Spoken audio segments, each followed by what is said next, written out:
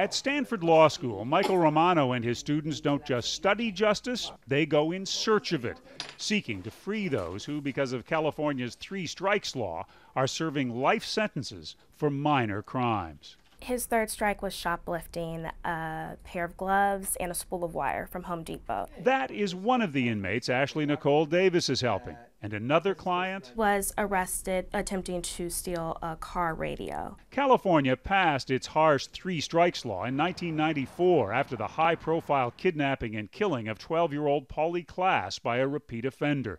It was meant to keep serial murderers, rapists, and child molesters off the streets.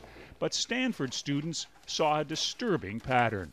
There's not just a handful of people who are sentenced to life. These aren't the exception. This is the rule.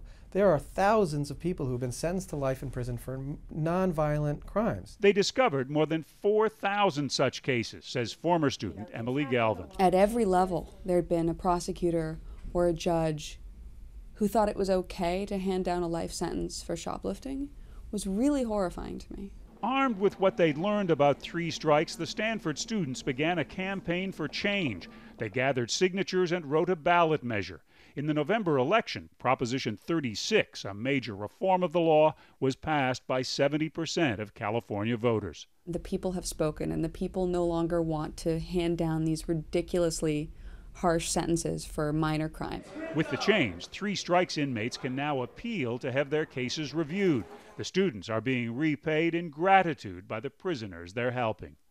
I am very happy that Prop 36 has passed. To now being on the verge of having my life back is overwhelming.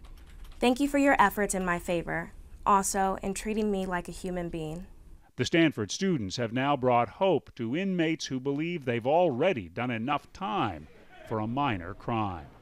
John Blackstone, CBS News, San Francisco.